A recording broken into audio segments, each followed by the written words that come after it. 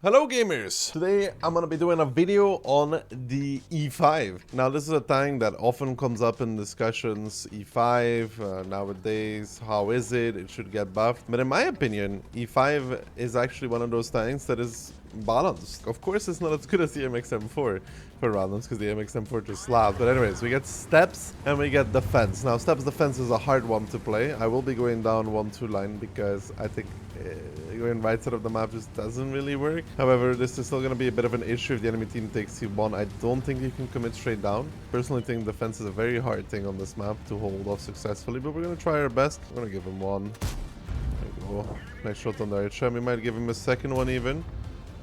Behave well.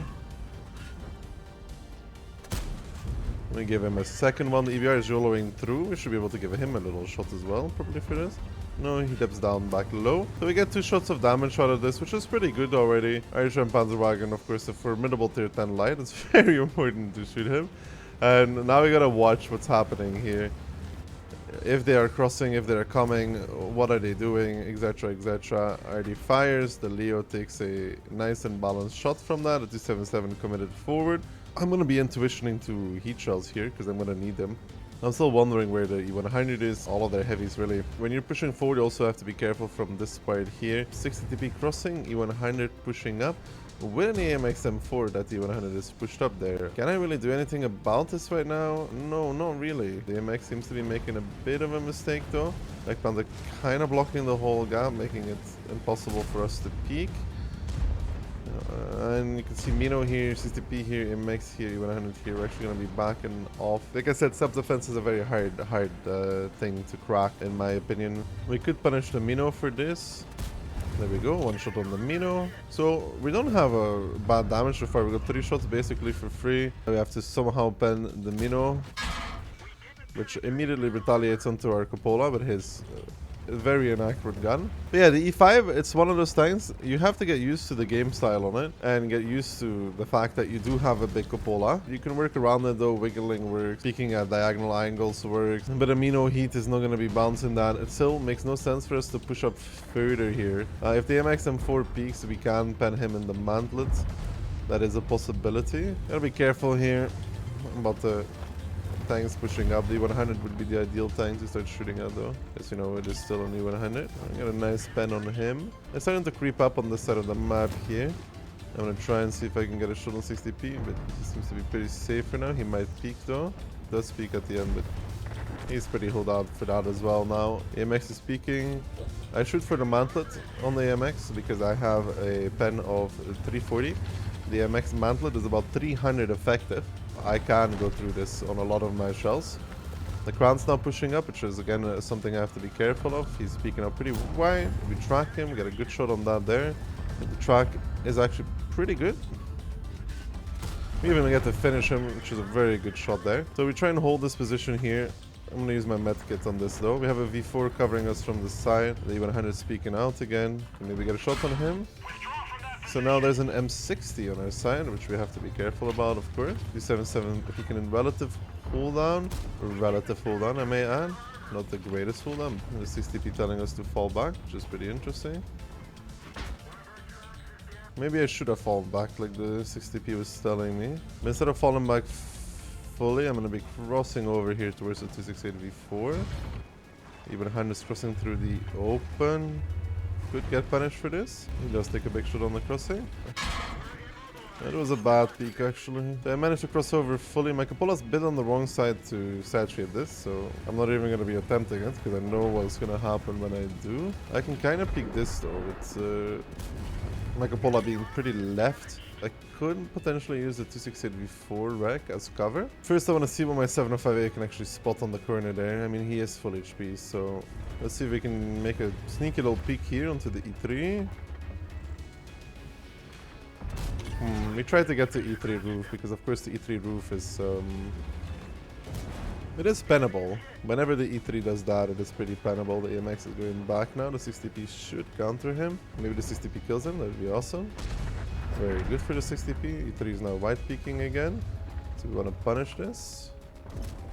We do get the peak on him. We gotta be careful that we might try and load some HE to finish off the Mino, but we have the issue that we're getting flying from behind, which is not something we can do anything about. Let's see if the HE is gonna be able to finish him. 20. One more HE shot will do the job though.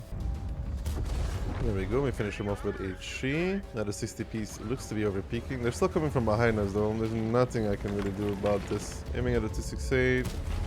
I give him one. Pedretto speaking. I don't take one from him. I can finish the Pedretto.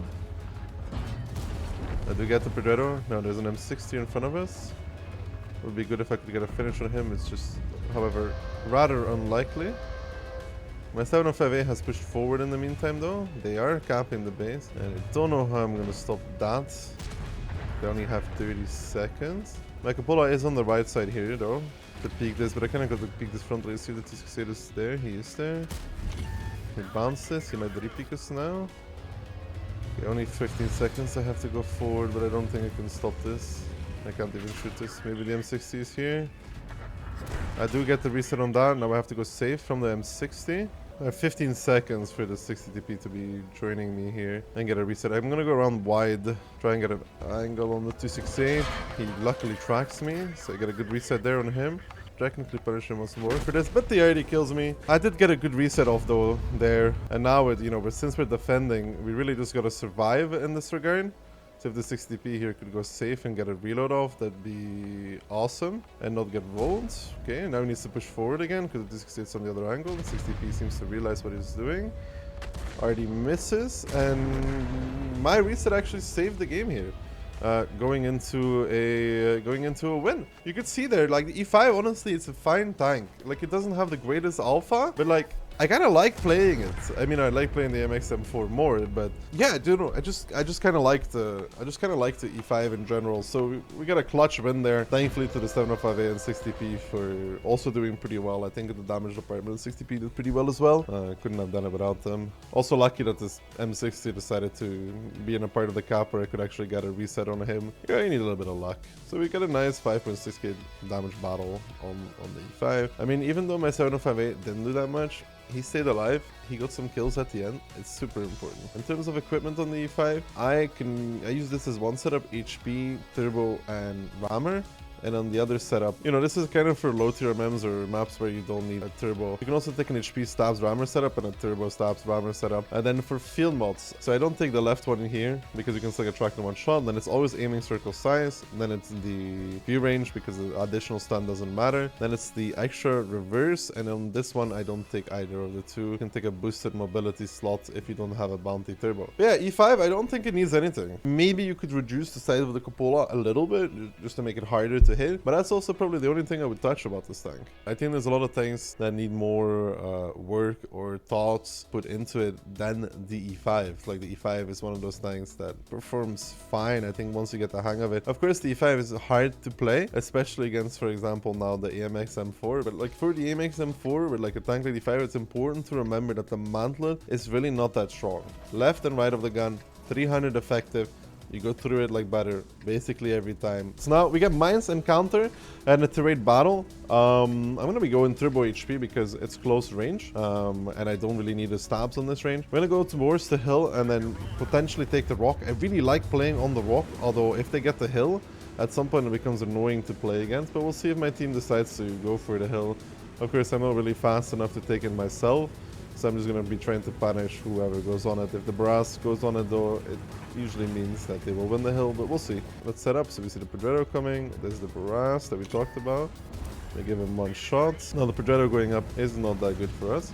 I peek out, I check. The AMX M4 is watching me though. Now I peek for the 277. I give him a shot. He actually retaliates with AP for 371. That's an unfortunate roll on his account. I got another one on his upper plate, so the trade is not that bad per se. And we can see that the MX is getting punished pretty hard. So you want peek the rock, you can peek this pretty effectively from here. You even have some time to aim. You always have to be careful from 1-2, because you can get shot from 1-2 in return. So that is like your worrying factor. That's something you always watch out for. You want speaking again. We peek with our front. We give him one more. Of course, we're a dirty heat spammer. But yeah, E5 aim was just comfy to play, boys. Like, honestly, I have never like really minded the E5. I played it a bit ago on my second account on Wazlika, and I managed to get 5k when marking it. And overall, it was a pretty enjoyable experience. I wouldn't say that it was too bad of an experience whatsoever. Tried to get the cupola there. It's important to remember that the mantlet is really not that strong. You don't have to spend too much time trying to hit his wiggling cupolas. E1 peeking again. Maybe we'll get a non-connect. APZ spotted again in 1-2, which again we can do this. We do bounce it because he was going backwards. Tried to get the cupola there again, didn't work out. We're down on HP in the air, starting to cap. I'm gonna finish 277. I do not achieve my goal of finishing that man. And now we have a pilot on 1-2. This is why I say you have to be watching out for 1-2.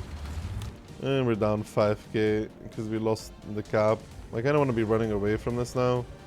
There's no more real point to sit where I was sitting. There's nothing else you can do. So the AMX gives us a shot. We give the CDA a shot. Retaliating a bit there. They're going to be taking the hill with more numbers now. The 60p is a 2-shot. Okay, they're sending a lot of people on that building. A bit annoying there for heats because there's a lot of fences. However, I could intuition to... Oh, big shot there. I could intuition to AP if I wanted to. I had a nice shot on the T32. 50 p prototype is actually pushing up. Give one, take one. TDA crossing through again. T32 is peeking. Retaliate once more. 50p. No, trying to side trip. 60p, swing it out. Okay, interesting bounce.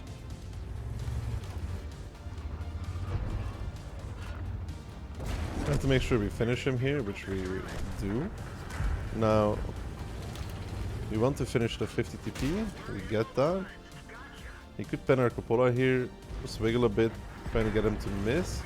They do have an AMX on the hill. It's a tier 9 actually.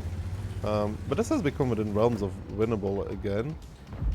T32 peeking. For this angle, it's probably better to shoot AP, but like... I want to get him to peek again, and I don't know how I'm going to achieve this goal. Oh, the AMX actually drove off. This gives us a small opportunity to go kill the T32, which is arguably what we should be doing right now, because the AMX drove off the hill. We have a little bit of time to work with here. Gives us a decent position, so we always peek frontally here to try and get him to bounce. We start trip him, that works out. We finish him. Now we gotta look back towards the AMX M4 coming for us from the middle, if he wants to. I'm gonna be intuitioning back to heat here because I have to, because I kind of need it. And see where the AMX M4 is, the tier 9 one. I kind of want to finish off the other guy. Let's see if HE is gonna kill him. 3 not penetrated, and the AMX M4 is pulling back behind the raw. Which does mean he might be shootable on this crossing here. I give him one. It's a good shot there. I can finish the other AMX M4. I cannot finish him.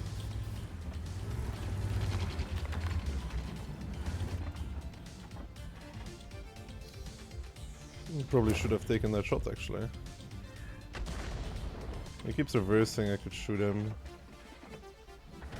I wish I could help my E100, but it's not as easy as it seems.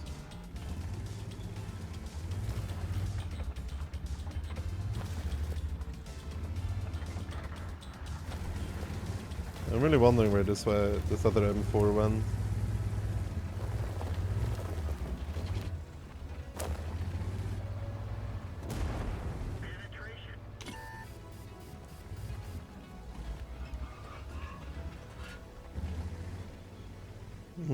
So I have to watch behind me in case the other AMX M4 decides to flank me, which could be happening at any given moment actually. I was not really ready for that.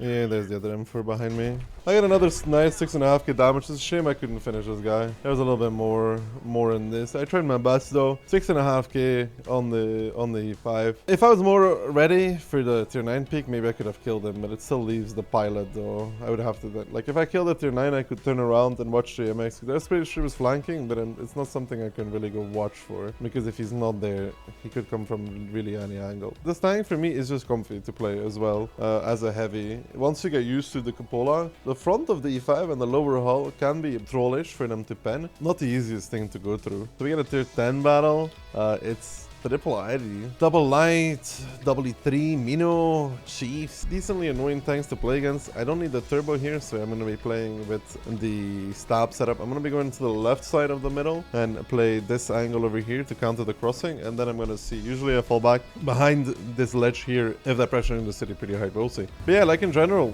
I think even from the gameplay you can see, like, of course it's not an AMX M4, but like not everything can be an AMX M4 now. That's why I don't want tanks that are like not really needed to be buffed, because if you buff every tank, you just power creep the tank that you buffed the first time, because like you're gonna over buff it, and we don't need that. So let's play on the right side here, see if somebody wants to cross at first. No crossers so far. You always have to be take that 460, nice roll. You also have to be careful peeking into that hold on, because there can always be somebody sitting there like an E3 or whatever. You don't want to like get punished for that, so you have to be very careful about it. There's a chieftain there, 113 there, 140 there. Chief might push, like, there's another shot on the crossing. Pretty good on the E3 now. So we know we have the 140 here with the 907 as well. A bit of a worry actually if you think about it. My A3 is backing off very early. I'm gonna fall back now behind this ledge like I told you about earlier. Maybe I can get a shot on the chief for the 907. If not, I can always move further towards here and I can actually counter this as well. The cap is like my early warning system here, so if they start capping, I'll know a lot of things.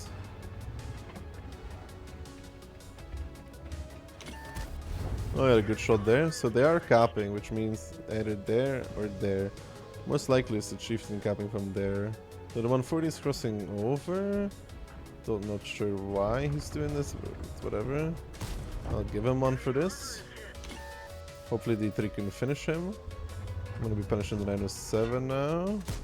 Get one more shot on that actually, so that's pretty good. 907 is crossing fully through though. Might turn out to be a bit of an issue in the long run. But if he pushes the Progetto, he's almost guaranteed to kill him. Unless the Progetto somehow pulls off a miracle. So the E3 left that. I want to go back into the city now. I have to go back into the city. It's 1-5. There's my chieftain player that we were talking about.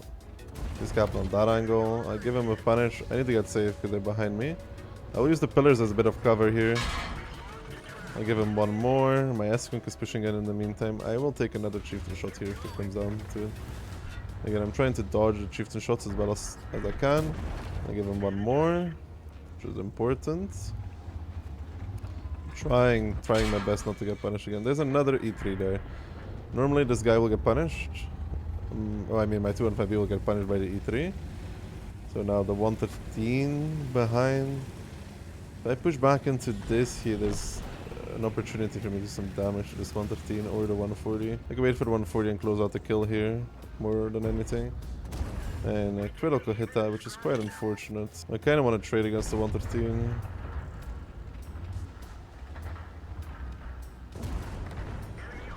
Because like we're losing a hardcore, it's 311. Another good shot on him.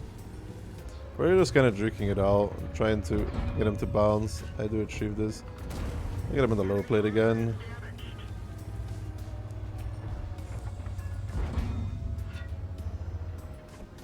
I give the 907 one, so he turns into a one-shot. So if he does try to flank me, I can kill him. 113 again, just spend this one. And now there's a Mino behind me, which does really mean that I am dead. No matter what, I can get maybe one more shot. And the 907 gets me before. The games are fast. Can't really do much more. Like, I did my best in all regards to try and make this work. And we did 5.8 in 3 battles. I'd say that's pretty good. I'd say that's pretty good. That was some E5 gameplay for you with thoughts and commentary. I hope you enjoyed it and maybe learned a thing or two from it. Is there a tank you'd like to see next? Please leave it in a comment down below. As always, if you enjoyed the video, feel free to subscribe to the channel so you can see when the next one is. And that's going to be it for today, gamers. Thank you for watching. See you on the next one. Peace, boys. Ciao, ciao.